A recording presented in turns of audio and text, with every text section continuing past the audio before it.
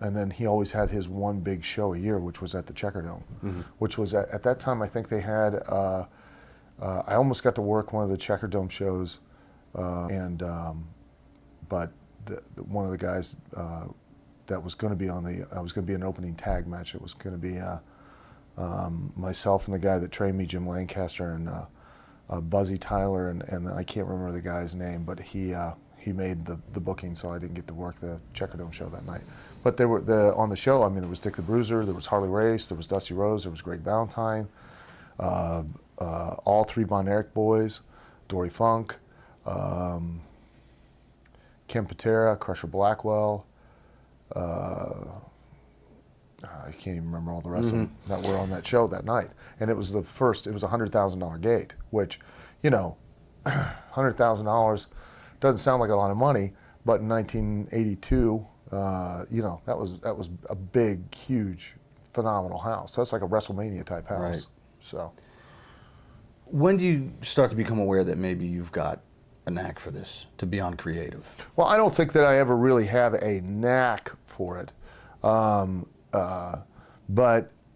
part of the way that I was taught the business was when we would take car rides. You're not allowed to go to sleep in the car. When the driver's awake, everybody's awake. The reason for that is that if you fall asleep and then possibly the driver falls asleep, everybody dies.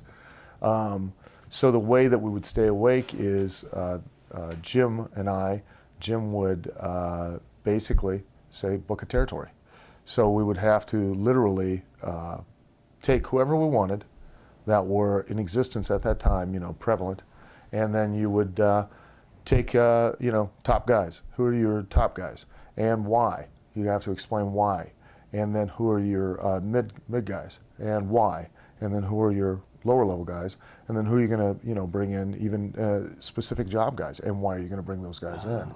And then you would book.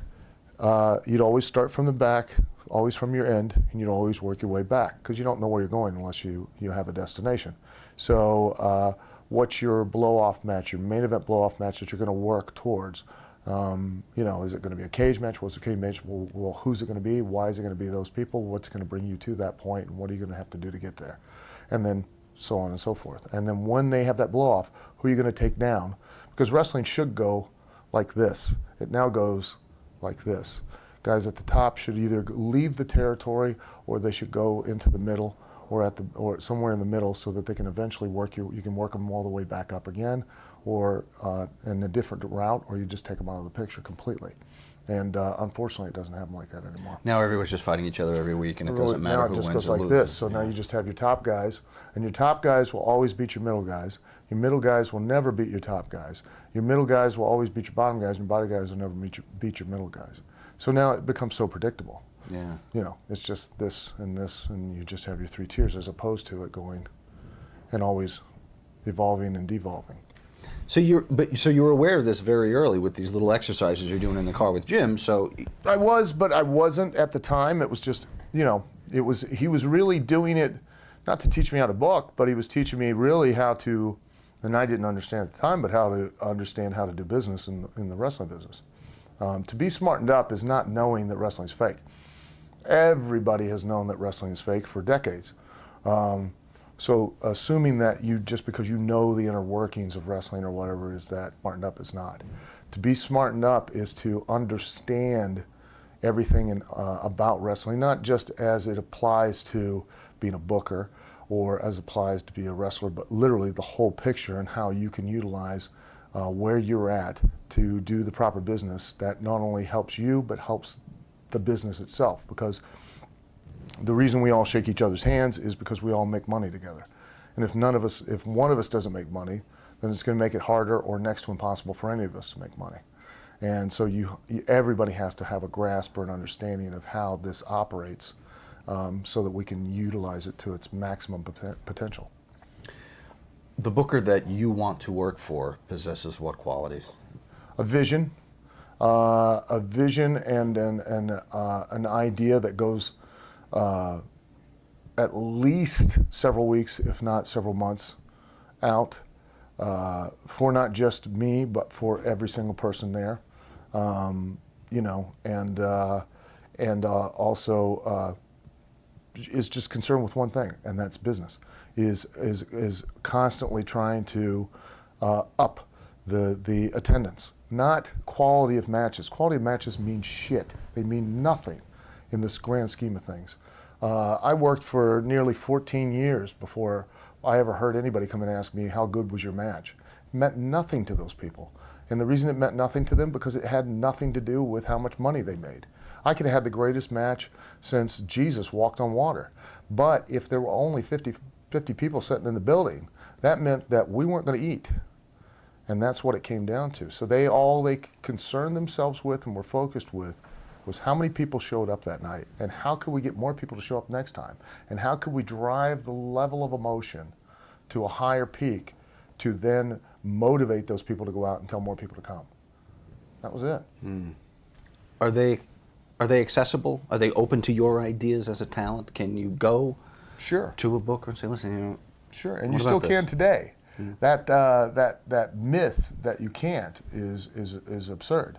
The wrestling business is and has been and always will be the wrestler's business. It is not a writer's business, and it is not a promoter's business. It's the wrestler's business. No ifs, ands, or buts about it. The wrestlers are what make wrestling, not writers and not bookers and not certainly not promoters. Well, if we're talking about today's product, then have they put too many eggs in that basket? Do the writers have too much power today? Oh, it's completely flip-flopped. It is complete. Vince has convinced everybody that it's his business, and the wrestlers themselves believe that it's Vince's and Vince McMahon's or Dixie Carter's or whatever other promoter, and they believe that it's the writer's business, that the writer now has control over their fate, which is completely absurd. Mm-hmm. They don't. Once you step in the ring, there's nothing that anyone can do to help you, and there's nothing that anyone can do to hinder you. You know, the other person can not operate at the point that he should to do the right business. But let's say we get together and you're going to sandbag me on everything that I do. Well, I'm going to stop picking you up, and I'm going to figure out another way to get myself over if that's the business of the match, or my heat without picking your fat ass up and having to bump you around. You know, and if I'm smart enough and understand, and that just comes from experience, that's what's going on during that at that period of time, then I'll just change things up, and I won't do what we had planned to do. I'll do what I need to do. Mm-hmm. The bad bookers that you've worked for in the past, or bookers that you didn't feel were successful or didn't have that vision, what were the common traits that they shared? Well, there really are only two types of bad bookers. A bad booker is a guy that doesn't up the territory and make more money. Doesn't matter if he's not creative or doesn't have a vision. If what he does doesn't drive attendance, drive ratings, etc., then you know, it ain't going to matter how creative he is and how great a story is. If people ain't going to come watch it, then it don't mean shit. But the worst bookers, and it's been historically proven, inevitably are the ones that put themselves in front of the camera. Because it's just human nature that you just will focus everything about yourself. You know, I made it a point. I was forced against my will, and people will, you know, not believe that. Oh, how could you not be against your will? Because of course all wrestlers are egocentric and needy and have to be in front and have the attention. But I genuinely was forced against my will by Danny Davis, you know, to be put in an on-air type of role in OVW when I was writing it, because I absolutely did not want to, because it's so difficult to keep the view and the vision of everything and everybody, and then now you've also got to worry about yourself. So either something's going to suffer. You're going to either suffer on air or in front of the camera in some fashion, which of course nobody is going to want to do that, or the vision, the direction, the drive for everybody else is going to have to suffer. So which is it going to be? You know, so you can go down the list of bookers and i.e. owners that have were incredibly successful, and then the more they put themselves in front of the camera, then that success started to fade. I was going to say a certain name comes to mind, son of a plumber that we all know, who was, as a star, remarkably successful, Sure. and then given the book, what do you do in that situation? You're already front and center. You take yourself You would out. take yourself off. You have to. It's Okay. bad business. It has been proven time and time again that it is bad business. It's just, it just eventually, at some point in time, some have been able to keep it together longer, but at some point in time, it just, it implodes. A good example would be, because you don't have the perspective. We're all delusional. We're all self-delusional. We all think we're much better than we actually are. We're much more attractive. We're much wittier than we really are. A prime case was I worked for George Cannon, and for those of you that don't know, George Cannon was big in the Midwest and up in Canada. And George had his promotion out of Windsor, and he had his TV, and we go work his TV. And he had his main heel was Sailor White, was one of the Moondogs, the original Moondogs. And